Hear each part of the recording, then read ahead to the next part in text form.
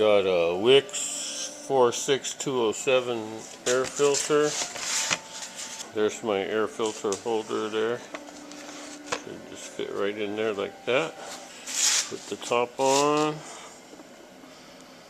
I dropped a couple of screws again. Okay, I'm missing one right there. Alright, I gotta look for my screw. I couldn't find the missing screw, so I took a bolt that's the same size and cut a notch in the top, so a flathead screwdriver will work.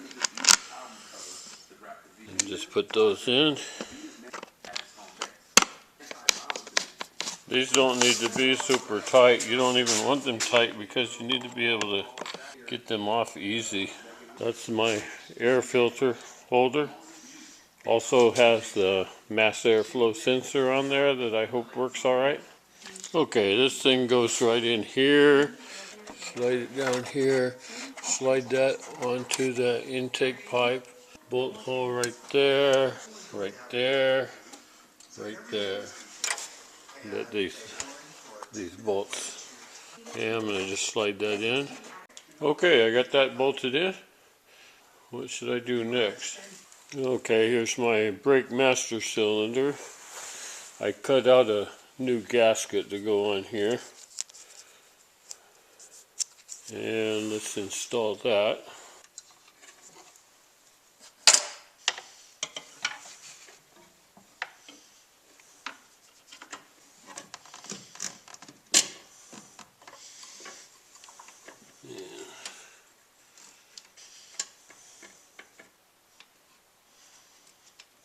Now I'm going to go ahead and screw that brake line in there. These have to be lined up just perfect to get the thread started, so it might take me a few minutes. Okay, that's tight enough. And I already tightened up those two main bolts there. Now, let's see if we can get that proportioning valve in. Now I'm trying to get the clip on this front left brake. I got it started on there, so I'm just going to try to tap it in with a screwdriver and a hammer. Okay, I think I got that in. Now I'm going to put this proportioning valve in. This tube out here in front goes into the front left brake. This one in the back needs to go into that thing. Go all the way in the bottom, I think. Yes, I believe I have a mistake here. This one is supposed to be up here, and the one I just put in goes in the bottom. Now I have this one in the correct place. I should be able to wiggle this other one in there, right in that hole. Line these other ones up in the proper holes. This one goes in the end right here. Okay, and then this one down here goes in there. This little bolt goes in here and fastens that down. Alright, so now I'll just put this one in and tighten it up, and that one, and that one, and that one right there. And then I'll tighten that up last. These guys slide up under that bracket. Has to be turned just the right way so that the clip will go on. I'm going to put the clip on there.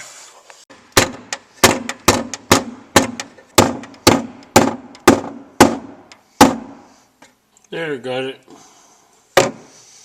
Okay, now screw that fitting down into there. Maybe I'll put this other one on first. Okay.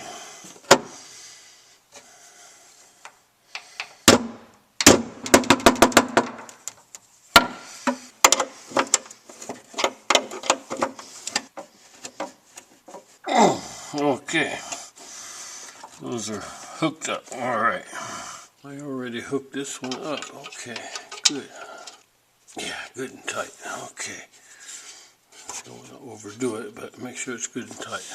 All right. Okay, I think the brake system is all hooked up. I'll let you know if I forgot something. Next thing I'm putting on is this little cover plate. The arrow points up and it goes right up in there, covers that hole up. The left side I'll just put on loosely because there's like 3 ground wires that go on the left side. Alright, I got that cover plate on. The bolt on the left is loose still. The next thing I'm going to do is put my coil in. There's a couple of Phillips head screws. Top part goes under that cable and screws in right there. Okay, I got the top and bottom screw of the coil in and tightened up. Had to pull this cable out of the way and just push it back in there. There's a cable tie right here, and then there's another cable tie up here. That goes right on the short corner of that cable bunch there. And then there's another wire tie right here to hold it in place. Alright, I got that tied up across the top. It all looks good and correct. Plug these two together so that I can see how much slack I have. Okay, I got this piece put on, or plugged in, and I had to make another wire tie. I just bolted one of these metal ones on here to hold that in place so it's not touching the manifold. Right under the EGR valve here, there's another wire tie that I put on it. Transmission vent tube right there. I just put a little zip tie on there to hold it up and out of the way. Progress is being made slowly. I'll go ahead and hook up the brake booster. The electrical connectors are mostly pretty easy because they have matching ends. So like black 2-wire connector goes on the air intake air temperature sensor. Slide those on. If it looks like that, it's probably a ground wire. White 2-wire connector here and white other side here. Those two together. Alright, I had to take the air filter back out because these 2 wires were laying underneath and they need to go over here under this tube like that. And then while I'm at it, this is a ground wire. It needs to bolt on right there.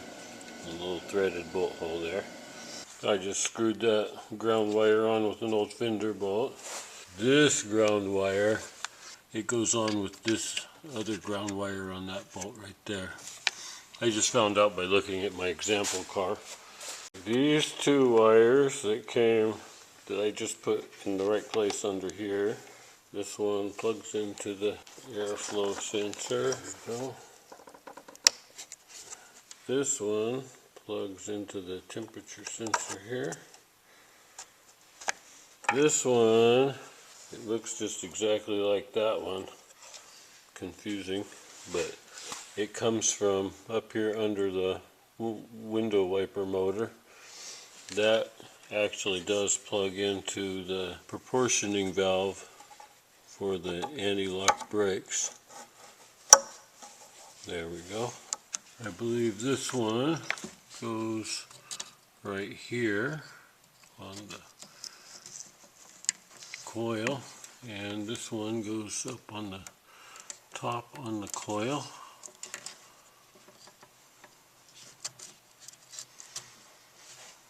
Okay, clear one here goes to the oxygen sensor, which is hanging down here. I'll hook those 2 together. Okay, I got those hooked together. Okay, that goes into the noise suppressor, radio noise suppressor right here. I thought it was already plugged in, but it's not. That just goes on right there.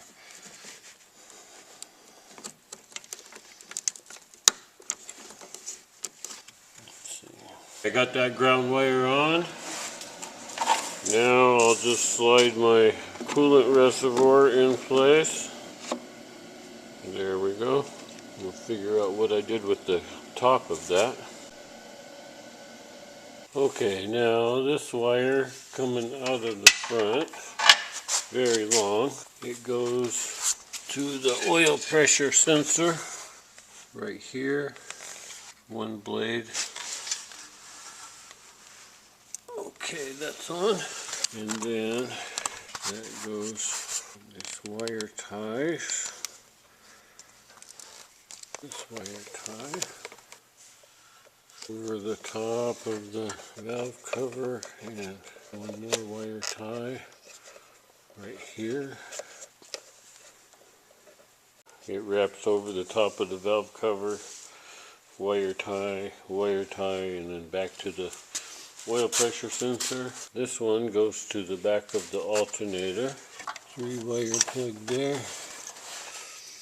These plug together. I need to use 2 hands here. Okay, I got those plugged together. Quite a bit of pressure to push that O-ring on there. These guys go up here.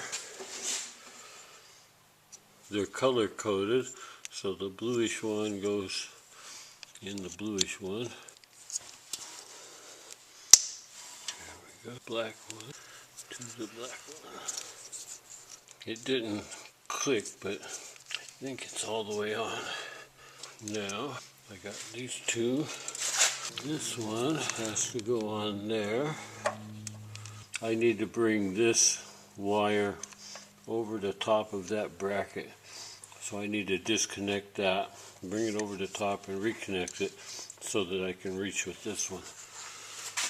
Okay, I redid that one, putting it over the top here. I should have room to connect the temperature sensor for the computer. There we go. There, clicked, okay. And then this little one is the temperature sensor for the dash temperature gauge. Slide that right on there. Wire tie here.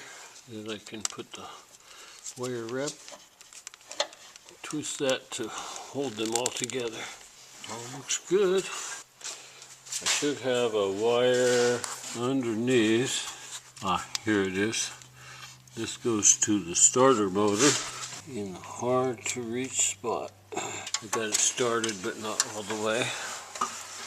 Alright, this one up top looks different than all the others. It plugs into the bottom of the distributor. Gotta go underneath. Yeah, it only goes one way, so get it slide on and then push it up until it clicks. Okay, that one's on. This connector is for the transmission. It's got 5 wires on it. This one goes to the transmission, to the reverse switch to turn on the reverse lights. Inside, on top of the transfer case, with this white connector, is the 4-wheel drive light switch for the dashboard. That has a orange that goes, it doesn't, it's all black here, but it connects to a orange wire with a black trace. And this one is the 4-wheel drive low switch. It turns on the low light, and it's orange with a white trace. And then the other wire is black, ground wire. They connect together, so there's six wires going in, but the connector only has 5 because up in here under the wrap, the ground wires for these 2 4-wheel drive switches are spliced together here. So there's only one ground wire going through here. And then on the other end, reverse light switch connects in from the side a little ways away from the end here. I need to plug these in here and here, and then there's a wire wrap here, and a wire wrap here, and a wire wrap here, and then one right up in the front here on the transmissions and the bell housing and transfer case. I can't show any of that on the camera. I will connect these two and run it through those wire wraps, and then finally plug it in back over here. It was a struggle, but I finally got these transmission wires all in. Okay, probably need to tie that up somewhere else too. We'll see. Alright, next thing.